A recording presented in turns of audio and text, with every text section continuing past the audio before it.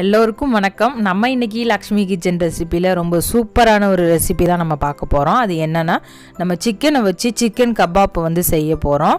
இப்போ நம்ம வீட்டு முறையில் எப்படி ரொம்ப டேஸ்ட்டாக செய்கிறது, ரொம்ப ஈஸியான முறையில் நம்ம எப்படி பண்ணுறது அப்படிங்கிறத தான் நம்ம இந்த வீடியோவில் பார்க்க போகிறோம். ரொம்ப அருமையாக இருந்தது, ரொம்ப சூப்பராக வரும். இதே மாதிரி நீங்கள் மெத்தடில் செய்து பார்த்துட்டு உங்களோட ஃபீட்பேக்கை எனக்கு மறக்காமல் சொல்லுங்கள். இப்போ வாங்க நம்ம செய்ய ஆரம்பிக்கலாம்.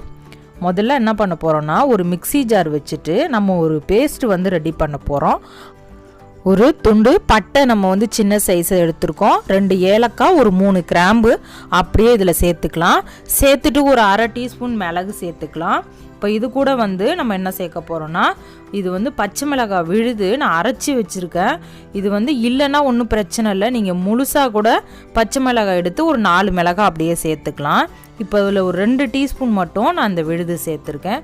அதுக்கப்புறம் வந்து இஞ்சி பூண்டு பேஸ்ட்டு நம்ம சேர்க்க போகிறோம். இதுவும் ஒரு 2 டீஸ்பூன் நம்ம சேர்த்துருக்கோம். கரெக்டாக 3/4 கிலோ சிக்கனுக்கு தான் நான் அளவு எடுத்திருக்கேன், பார்த்துக்கோங்க. உங்களுக்கு எவ்வளோ எடுக்கிறீங்களோ அதுக்கு தகுந்த மாதிரி மாறுபடும். இப்போ இதை வந்து நம்ம மொத்தமாகவே அரைச்சி இப்போ நல்லா பேஸ்ட்டாக இந்த மாதிரி எடுத்துகிட்டு வந்துக்கலாம். எடுத்துட்டு இப்போ அதுக்கப்புறம் என்ன பண்ண போகிறோன்னா, இந்த பேஸ்ட்டை வந்து நல்லா ஒரு பவுலில் எடுத்துக்கிட்டு அதுக்கப்புறம் இன்னும் கொஞ்சம் மசாலாலாம் நம்ம சேர்க்கணும். இப்போ பாருங்கள், ஒரு முட்டை ஒன்று இதில் உடச்சி ஊற்றியாச்சு. இப்போ அதுக்கப்புறம் வந்து என்ன செய்ய போகிறோன்னா, இப்போ இதுக்கு தேவையான மசாலா, அதாவது மிளகாத்தூள் கரெக்டாக ஒரு 2 டீஸ்பூன் போல் நான் சேர்த்துருக்கேன் பாருங்கள். இப்போது அதுக்கப்புறம் அரை டீஸ்பூன் கரம் மசாலா இது, இப்போ அதையும் சேர்த்துட்டு அதுக்கப்புறம் வந்து இதுக்கு தேவையான அளவுக்கு நம்ம வந்து சால்ட்டு சேர்த்துக்கலாம். சால்ட்டு சேர்த்துட்டு இது கூட நம்ம வந்து கொஞ்சமாக வந்து ஒரு அரை லெமன் வந்து பிழிஞ்சு அப்படியே ஜூஸையும் இதில் சேர்த்துக்கலாம். சேர்த்துட்டு நல்லா இந்த மாதிரி கரண்டியால் நல்லா மிக்ஸ் பண்ணி விட்டுக்கலாம். நல்லா முட்டை மசாலா இதெல்லாம் நல்லா செய்கிற அளவுக்கு இந்த மாதிரி மிக்ஸ் பண்ணிக்கலாம்.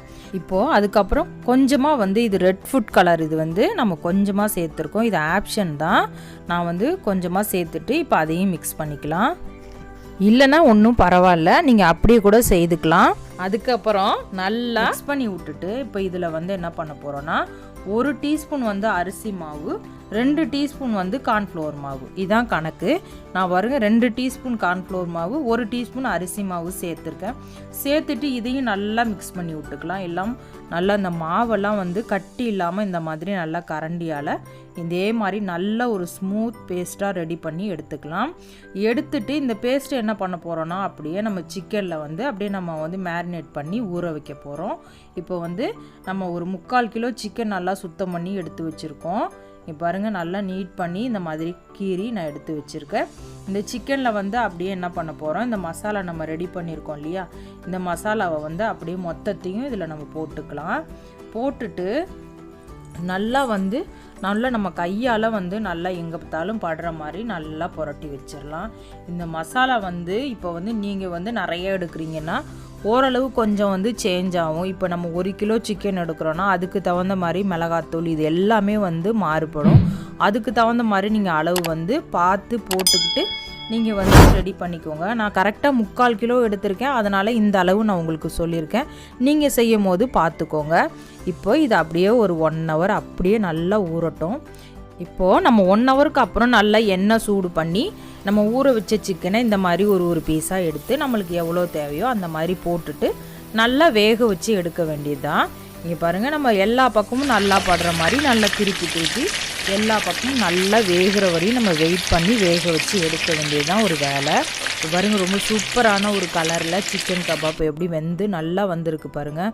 இதே மாதிரி மெத்தடில் நீங்கள் செய்து பாருங்கள், ரொம்ப அருமையான டேஸ்ட்டில் இருக்கும். இப்போ நம்ம மீதம் இருக்கிற சிக்கனையும் நம்ம இதே மாதிரி பொரித்து எடுத்துக்கலாம்.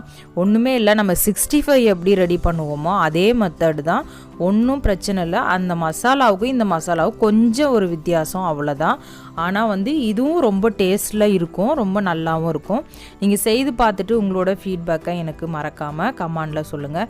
என்னோடய வீடியோ பிடிச்சிருந்தா லைக் பண்ணுங்கள், ரொம்ப பிடிச்சிருந்தா சப்ஸ்கிரைப் பண்ணுங்கள், பக்கத்தில் உள்ள பெல் பட்டனை கிளிக் பண்ணுங்கள். அப்போ தான் நாங்கள் போடுற வீடியோ உங்களுக்கு உடனே நோட்டிஃபிகேஷனாக வரும். மறக்காமல் உங்களோட ஃப்ரெண்ட்ஸ் ரிலேட்டிவ்க்கெலாம் ஷேர் பண்ணி விடுங்க. தேங்க்யூ ஃபார் வாட்சிங். உங்கள் லக்ஷ்மி.